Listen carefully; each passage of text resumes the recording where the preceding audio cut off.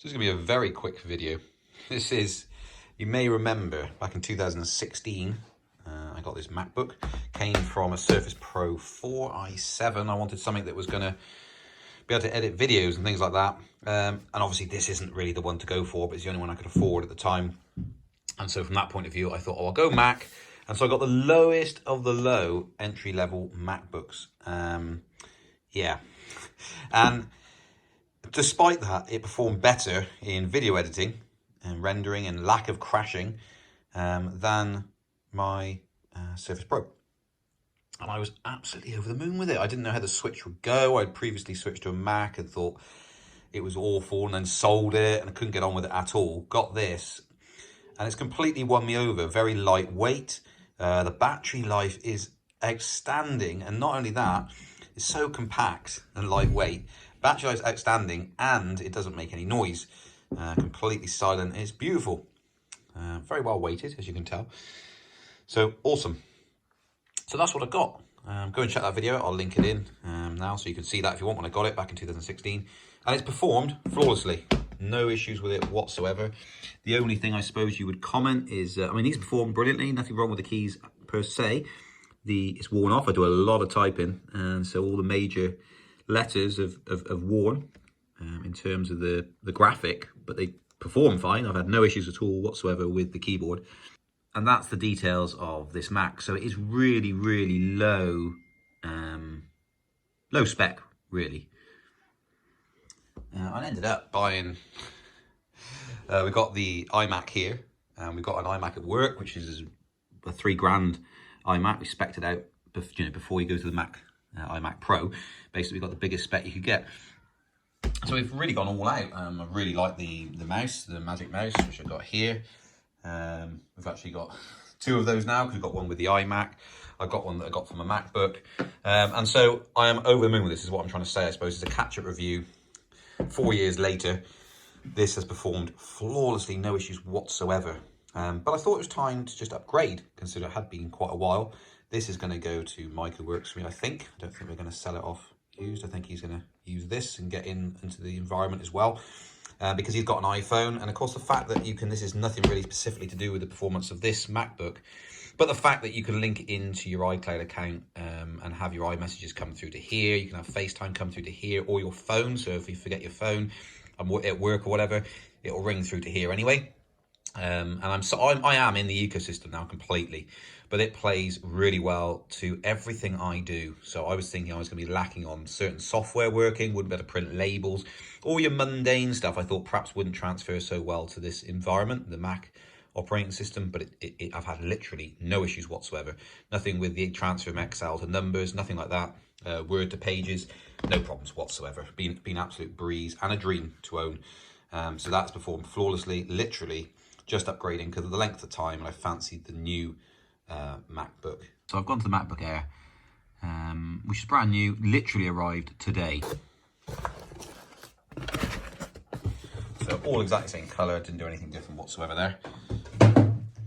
Let's open up and have a look. And there she is, look at that.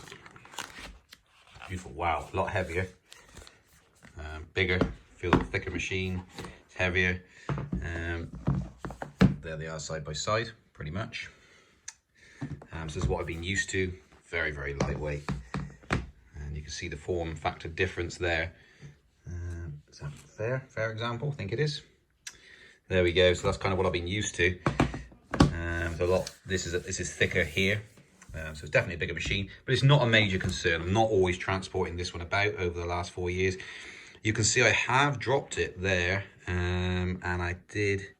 There's a little ding there. There we go. By the port there. I did spill milk on it, weirdly. Making a cup of tea or something, it spilt across and it landed right where this port was. And now the USB only charges on one way round, which is weird. You turn the USB-C around the other way and it charges, turn it the other way and it doesn't, which usually wouldn't be an issue. It would charge both ways around because there isn't usually a way round, but there we are. We've got a charger, it's a 30-watt charger. My MacBook was 29 watt, so I mean, that's neither here nor there, is it really? Let's open it up for the first time ever. Wow, okay, completely different layout. lovely. I like it. Well, these keys feel different, so they're more proud. They stick up more. Very nice. A bit more noisy, I would have said, but yeah, very, very nice. MacBook Air written there. Let's put them side by side. I mean, this is not really a comparison. Just for anyone interested in me swapping over from where I was before. Yeah, so we got a bigger trackpad here. To use English as the main language, press the return key. And so there you got the layouts there. So yeah, look pretty similar. These are a bit more compact here, whereas these are obviously got more spacing. So I have hit these before wrong because they're so close together, but otherwise, yeah. Speakers across the top here, they're on the side here, nothing along the top. So there you go. I won't give you too much of that, but that's where we're at. So that's done and dusted now. I'm going to transfer across to this one. This, by the way, is a breeze to do the transfer. No issues whatsoever. I'll try and just cover that briefly for those of you who might be interested in that and never done it before. It is a piece of cake to do the transfer. In fact, I did it with that machine there. So yeah, I shall get on with that now. I should be able to do it over Wi-Fi. It'd be better if it was networked up, but I haven't got the USB. I've got one USB-C network adapter, which I used with the iMac. When I did that, I plugged it in from this one, networked into the iMac, and it transferred real quickly. Whereas with this one, of course, I've only got one adapter at the moment, so I can't plug a network cable in. So the advantage is with this, really got two USB-C ports. But with this single port, I have to say, all the fuss that's made online, I've not had any issues with having a single port. I just bought a 15 quid adapter and used that for the last 4 years. So yeah, never really had any issues whatsoever with it. Okay, and what I'm actually trying here is USB-C to USB-C, because that would be quite handy, wouldn't it? Got one port. As long as the battery's going on for long enough, it should work. Well, that's working. So it's the setup assistant, my great assistant, is working. So let's click there and continue. And then you've got to confirm the code.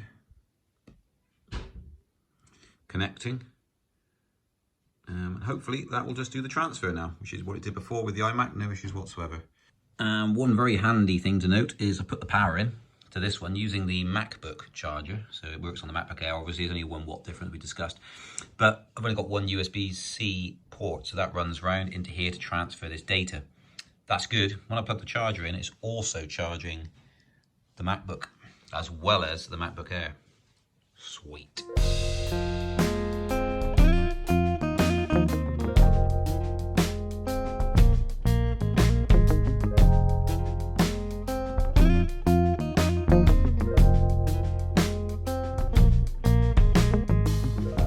Well, there we go. So I'm gonna venture out now on this one. I've had a quick go. I've been typing on it. It is lovely, but nothing wrong with that at all. It has been an epic machine. So I'm hoping for the same performance from this one on this one that I had from this one. Brilliant. I've got to get a little heat gun on this and just remove these labels, but they're going to come off. And the brilliant thing is, if you're a good boy like me, which is unusual to be fair, you'll keep your original packaging. So this is the original packaging that I unboxed in 2016. It's been sat on my bookshelf since then, so I can put it all back in exactly how it was with a cleaned up USB cable. They do clean up quite nice with a wet wipe. And the original charger and everything, it can all go back in. Epic. So I will just keep you updated. There's not going to be a lot to say really with this. This is going to be massively more powerful than the one I currently had. This is not what this is about. This is about the transition from PC to a MacBook, which went extraordinarily well, and then just upgrading to the latest one and reporting back on the fact that I had no issues with this whatsoever. It's literally going to go to Mike, who works for me, and he's going to have it and enter him into the environment as well because he's got an iPhone. So, yep, I'm going to venture out. If I get any issues, of course, I'll report back, but I expect another 4 years of good service on this one and then probably think about upgrading it again. Thank you very much for tuning in. Please like and subscribe. If you've got any questions about these at all, and just comment below and I'll try and answer your questions. But a thumbs up would be much appreciated. And a subscribe and hit the bell notification. Pretty simple, really. I'll catch you guys on the next one. Bye bye, MacBook. You have worked very well for me. Enjoy your second life.